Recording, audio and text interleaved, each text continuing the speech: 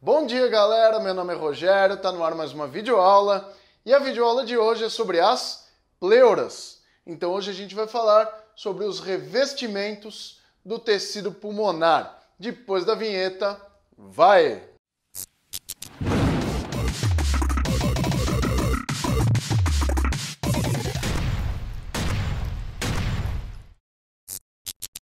Se você quiser o e-book e o podcast dessa aula, acesse www.anatomiafácil.com.br, que lá você encontra o maior acervo de videoaulas de anatomia humana do Brasil, assim como vários e-books e vários podcasts legais que eu garanto que vocês vão gostar muito. E se você quiser receber aí no seu e-mail videoaulas como esta que você está assistindo, é só se inscrever aqui no meu canal do YouTube, clicando nesse botão vermelho aqui embaixo, que aí você receberá todas as minhas videoaulas aí no seu feed de inscrições do YouTube e aí no seu e-mail, valeu? Vamos começar? O que a gente tem para falar sobre as pleuras? Então, antes de tudo, dá aquele joinha que esse pulmão deu trabalho para fazer. Então, essas pintinhas aqui para deixar o pulmão mais pulmão.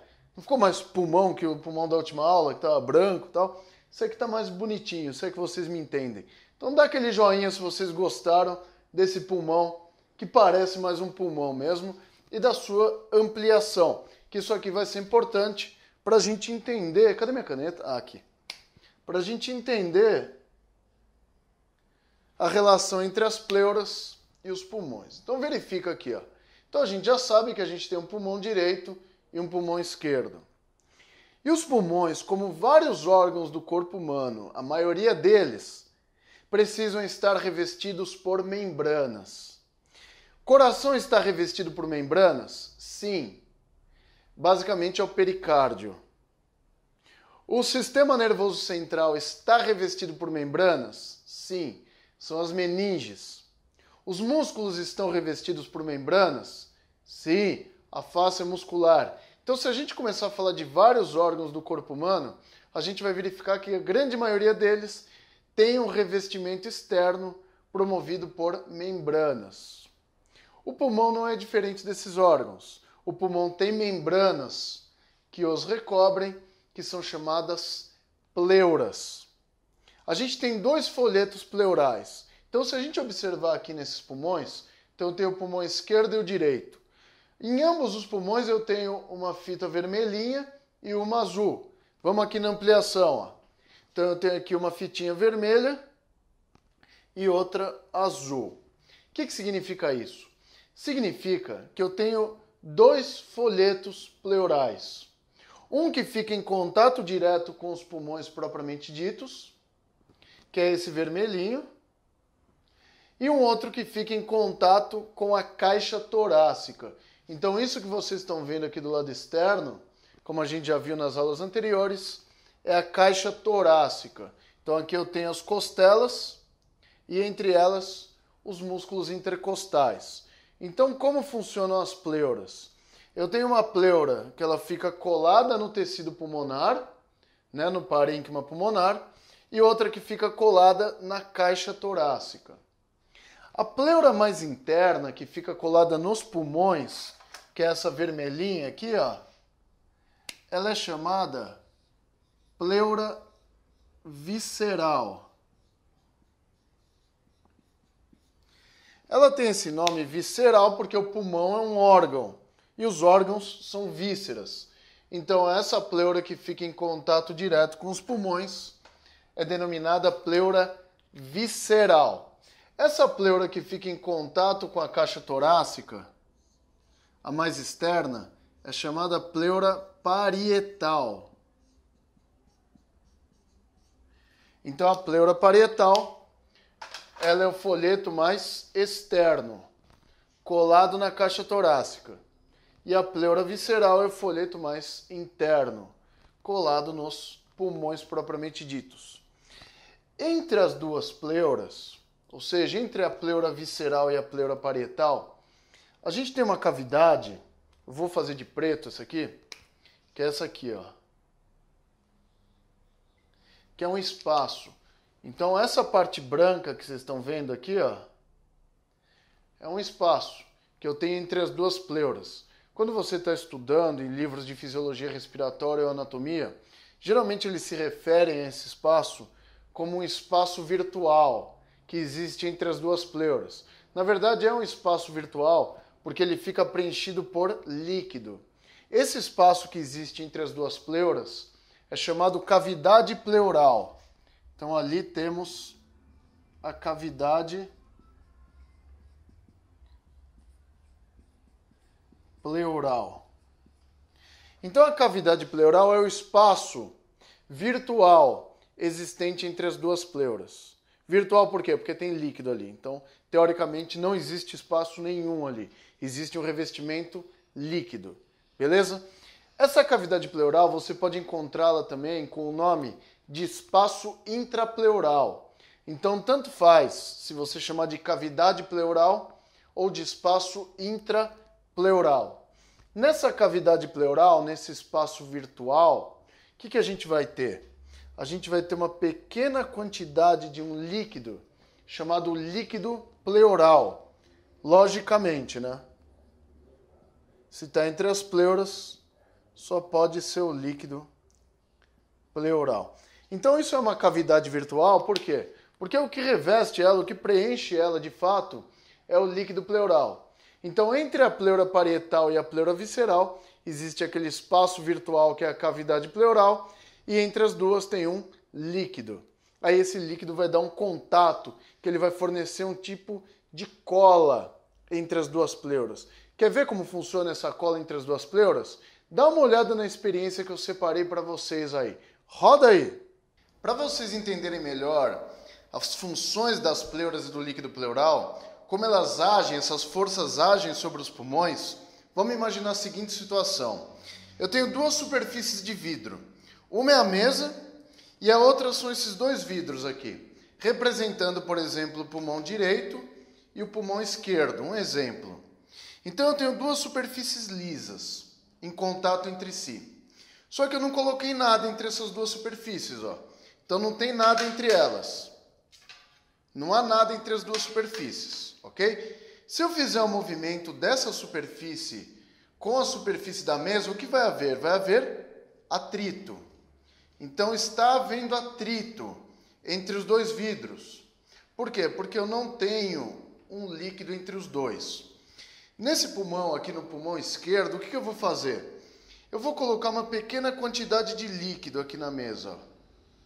Então eu coloquei um pouquinho de líquido e aí eu vou colocar agora a pleura visceral em contato com a pleura parietal. Olha o que acontece, ó. Então esse líquido ele começou a preencher todo o espaço entre as duas pleuras e isso vai gerar uma tensão entre elas duas. Beleza? Então agora olha a diferença. Aqui eu não tenho nada entre a pleura visceral, entre a pleura parietal e a pleura visceral. Agora aqui entre a pleura parietal e a pleura visceral, eu tenho um líquido. Eu coloquei uma pequena quantidade de líquido. Olha a diferença de movimento que eu tenho entre essa superfície, ó, sem nenhum líquido, e agora a superfície com líquido, ó. Eu consigo gerar um movimento muito mais facilmente, ó, do que em uma superfície seca. Então essa é uma das funções que a gente tem do líquido pleural. Ele minimiza o atrito dos pulmões sobre a caixa torácica durante a respiração, ou seja, ter um líquido entre a pleura parietal e a pleura visceral reduz o atrito entre os pulmões e a caixa torácica. Olha a diferença. Ó, aqui eu tenho atrito e aqui eu não tenho atrito. Eu não sei se vocês conseguem ouvir, mas quando eu mexo essa superfície, ó, faz até barulho de vidro com vidro. E aqui não, ó, porque eu tenho um filme líquido fazendo uma superfície entre a pleura visceral e a pleura parietal. Então, essa é uma das funções do líquido pleural que a gente já falou na aula. Reduzir os atritos entre os pulmões e a caixa torácica. Isso aumenta a durabilidade dos pulmões. Uma outra coisa também bem legal da gente entender nesse experimento é o quê? Que quando eu tenho um filme líquido, uma quantidade mínima de líquido, entre as duas superfícies, eu melhoro a tensão superficial entre elas, ó. Então, os dois vidros, eles estão colados agora pela água. Diferente desse aqui, ó. Esse aqui eu consigo separar os dois, ó. Então aqui, como eu não tenho líquido entre a pleura parietal e a pleura visceral, eu consigo separá-los facilmente. Aqui no pulmão esquerdo, olha só, pelo fato de eu ter líquido pleural entre os dois, eu não consigo separar as duas estruturas. Então o pulmão ele fica colado na caixa torácica, através do líquido pleural, ou seja, eu tenho a pleura parietal e a pleura visceral. Esse líquido que tem entre os dois cola os pulmões na caixa torácica e isso mantém os pulmões sempre abertos.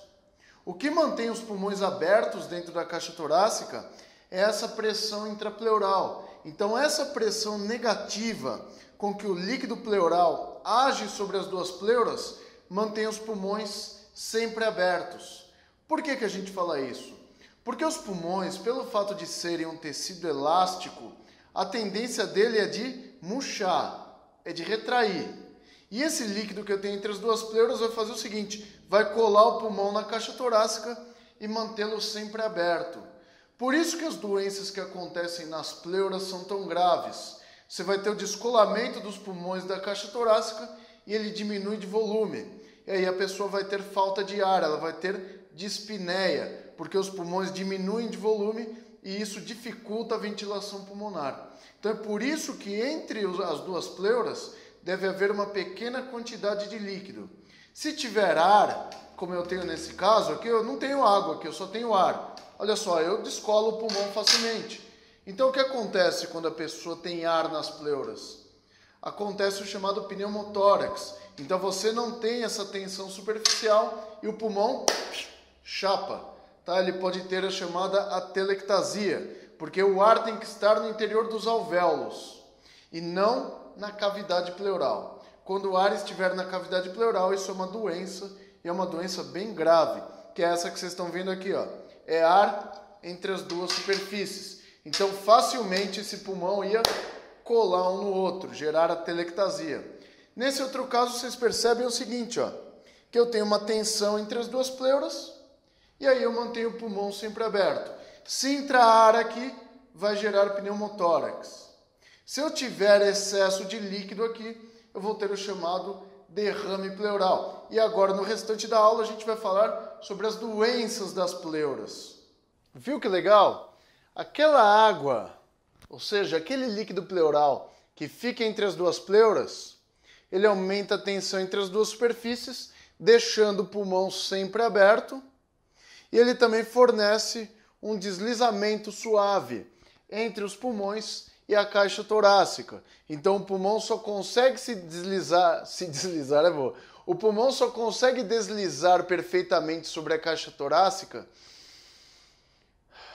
durante os movimentos respiratórios, porque esse líquido pleural permite com que eu tenha o mínimo de atrito possível entre a caixa torácica e os pulmões. Ou seja, o atrito é feito somente sobre o líquido. E ele vai gerar uma tensão suficiente para manter o pulmão sempre aberto. Então essas são duas importâncias fundamentais das pleuras sobre os processos respiratórios. Essa parte que ele mantém o pulmão aberto é interessante da gente salientar, por quê? Porque como os pulmões são tecidos elásticos, e aí quando fala de tecido elástico, lembra de uma bexiga. Quando você enche a bexiga, ela fica cheia, né? Só que quando você solta o bucal, ela esvazia. Então a tendência do pulmão sempre é retrair. Então aquela tensão do líquido pleural mantém os pulmões sempre abertos. Beleza? Então o que existe ali entre as duas pleuras é uma pressão chamada pressão intrapleural. Eu vou escrever aqui porque isso aqui é importante pra caramba. Então eu tenho a pressão intrapleural. Ela tem esse nome porque lembra que a cavidade pleural ela pode ser chamada também de espaço intrapleural. Essa pressão intrapleural ela é uma pressão negativa, tá? Sempre negativa. Vocês viram lá que durante a inspiração e a expiração, a gente alterna pressões positivas e negativas nos pulmões. No caso da pressão intrapleural, ela sempre é negativa. E a estimativa dessa pressão é que ela seja de cerca de menos 5 milímetros de mercúrio. Essa é a pressão intrapleural. Então ela é sempre 5 milímetros de mercúrio menor do que a pressão que a gente está exercendo sobre os pulmões durante os seus movimentos. Passa, polícia. Essa pressão intrapleural, então, será sempre negativa. Ou seja, ela vai ser sempre 5 milímetros de mercúrio menor do que a pressão que está sendo exercida nos pulmões durante o movimento respiratório em questão. Para a gente entender isso, vamos fazer aquele modelo matemático, onde eu tenho aqui no meio o zero. Então aqui vai ser zero.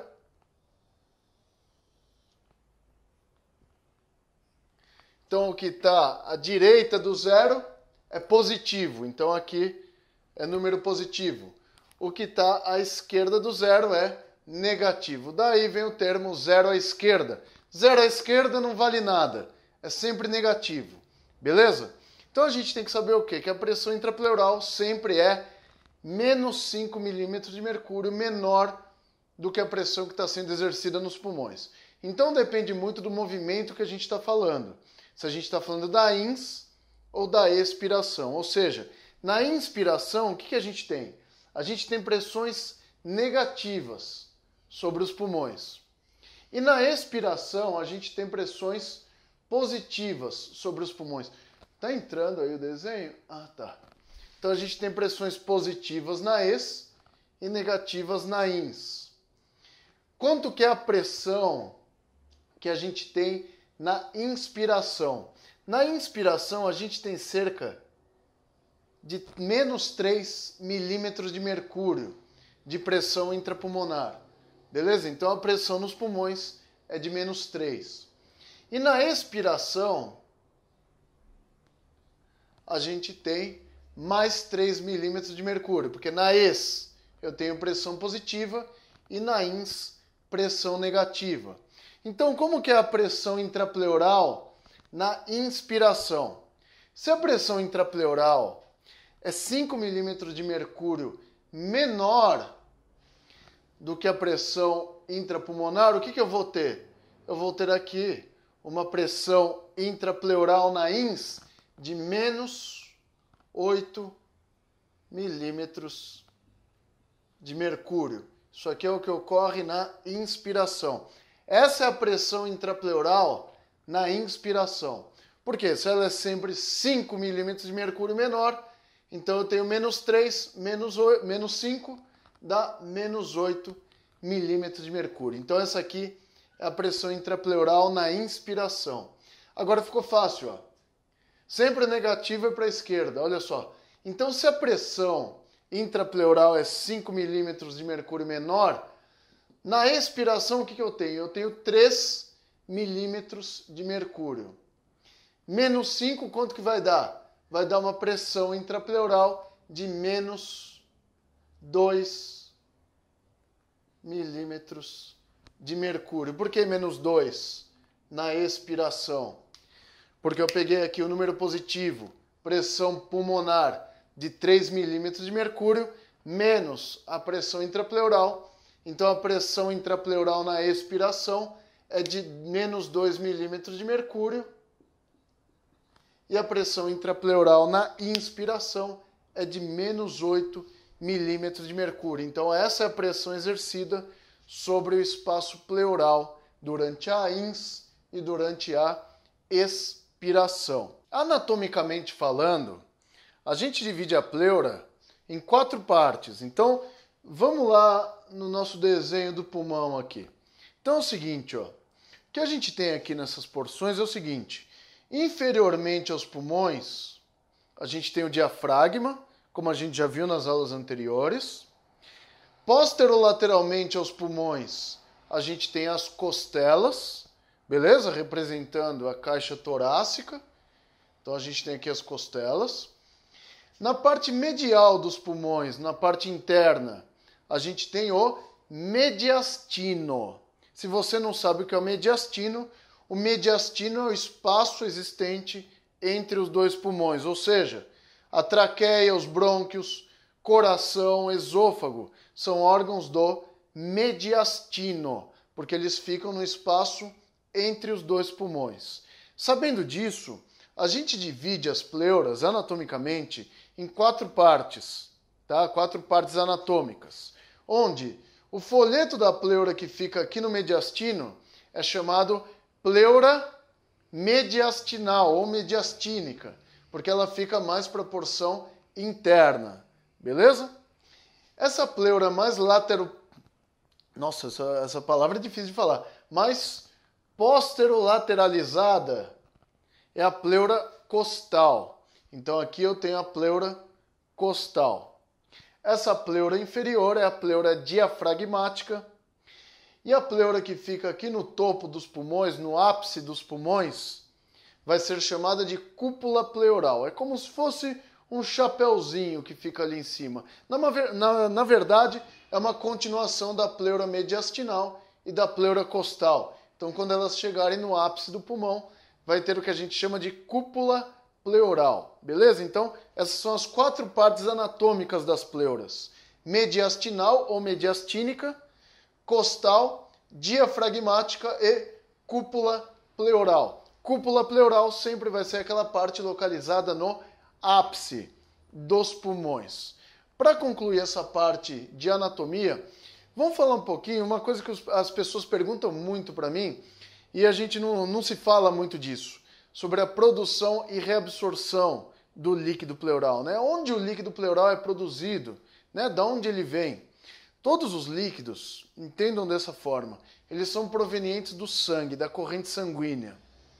O líquido pleural, ele será proveniente dos capilares da pleura parietal. Então, o líquido pleural ele é um ultrafiltrado de plasma também, ele é um filtrado do plasma e ele é retirado a partir dos capilares da pleura parietal.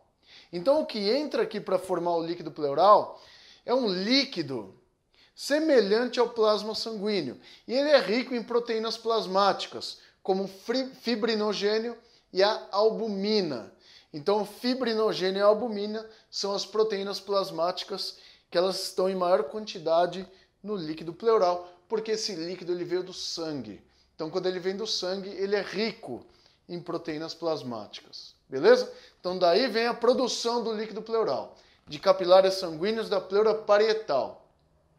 A reabsorção do líquido pleural também se dá a partir da pleura parietal, só que agora dos capilares linfáticos, localizados também na pleura parietal.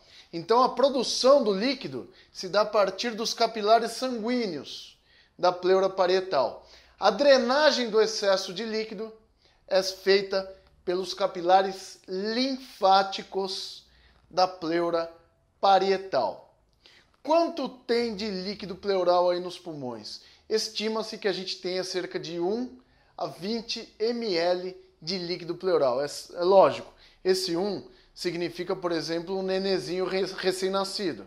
Então tudo depende do peso da pessoa. Para concluir essa aula, a gente tem que falar sobre as patologias das pleuras. Então, basicamente, as patologias das pleuras são os derrames pleurais. Tá? Então, por que derrames pleurais? Porque a gente pode ter derrames pleurais líquidos ou a gente pode ter derrames pleurais gasosos. Basicamente, quando o derrame pleural for gasoso, ele é chamado de pneumotórax.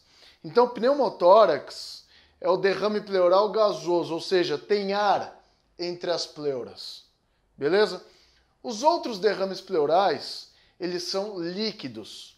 Então, o que a gente tem como derrames pleurais? O derrame pleural clássico, que eu tenho o que ali? Eu tenho excesso de líquido pleural aqui na cavidade pleural. Então, quando há excesso, a gente vai ter o chamado derrame pleural. Por que há excesso?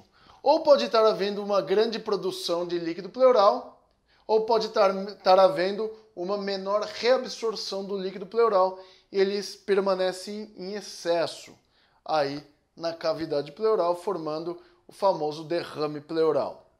Outros derrames pleurais líquidos são o empiema pleural, quando eu tenho pus na cavidade pleural. O pus é um líquido também, por isso que ele é um derrame pleural líquido, só que nesse caso tem pus.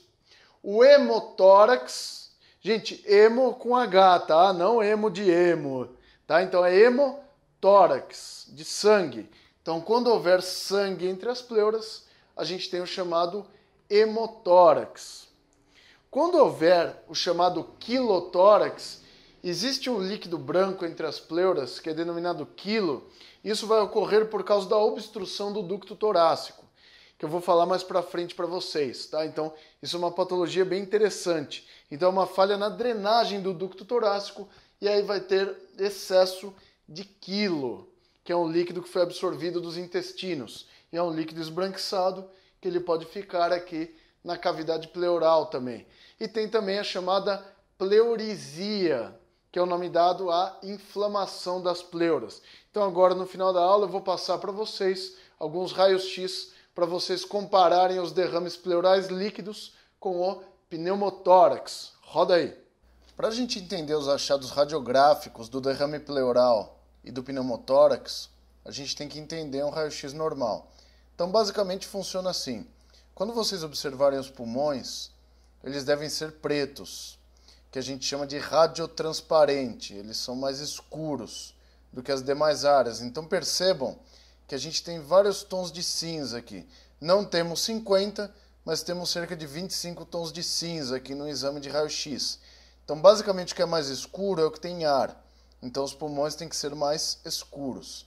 Parte óssea geralmente é branca e tecidos moles são acinzentados. Então, basicamente, a gente tem vários tons de cinza e cada tom de cinza mostra para a gente algum tipo de lesão ou alteração, ou no tórax ou em outras partes, que aqui a gente está vendo o raio-x de tórax, beleza?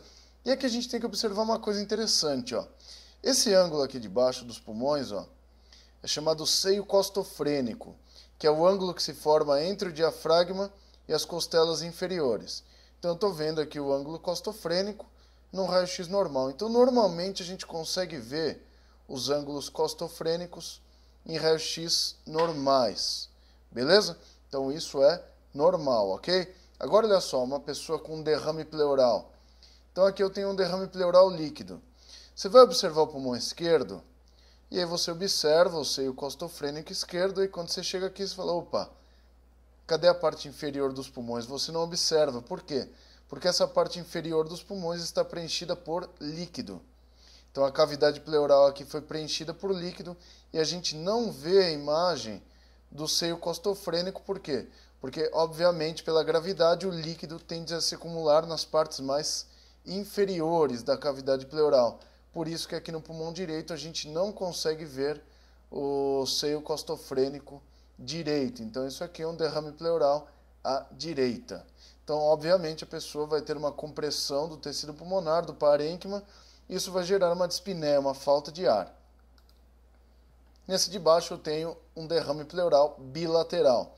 Então, ambos os pulmões estão colapsados e a gente observa a perda dos seios costofrênicos bilaterais aqui. Então, o líquido tende a se acumular nas partes mais inferiores.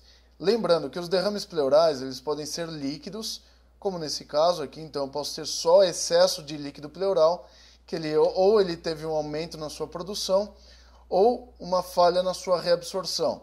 Então eu tenho excesso de líquido pleural. Pode ser um hemotórax, quando a pessoa pode ter um ferimento aberto por faca, arma de fogo, e aí ela vai ter essa cavidade preenchida por sangue. Pode ser o empiema pleural, onde a pessoa tem uma infecção e esse espaço fica preenchido por pus, ou o denominado quilotórax, onde a pessoa tem uma obstrução do ducto torácico e essa região fica preenchida por quilo, por um material gorduroso, ok? Rico em colesterol, proveniente do que foi absorvido pelos intestinos. Aquilo lá é o quilo, é o que circula no ducto torácico. Beleza? Então isso aqui são derrames pleurais clássicos. Então um derrame pleural à direita e um derrame pleural bilateral. O pneumotórax, por sua vez, é a entrada de ar na cavidade pleural. Então aqui a gente observa um pulmão esquerdo e um pulmão direito. Para olhos meio pouco treinados, você observa, parece igual, mas não é. A gente observa que o pulmão esquerdo ele está mais homogêneo na sua coloração, e aqui o pulmão esquerdo ele tem uma coloração acinzentada aqui para escura, e aqui tem uma tonalidade mais escurecida, muito mais radiotransparente. O que significa isso? Significa que aqui eu tenho ar que entrou aí na cavidade pleural e isso está apertando o pulmão. Então o pulmão da pessoa é isso aqui, ó. Então isso aqui é o pulmão da pessoa. Verifica que o pulmão ficou menor do que o normal. Por quê? Houve entrada de ar na cavidade pleural e aí esse ar formou o que é chamado pneumotórax e esse pneumotórax começa a comprimir o tecido pulmonar. Beleza? Então a gente observa aqui só uma diferença de radiotransparência entre essa parte mais externa e a parte mais interna aqui. E aqui um pulmão mais homogêneo. Para você ver melhor, eu trouxe aqui uma tomografia computadorizada de como se comporta esse tipo de pneumotórax aqui. Então, olha só, nessa tomografia a gente consegue ver perfeitamente. Então aqui o pulmão esquerdo está normal, a gente observa a rede brônquica.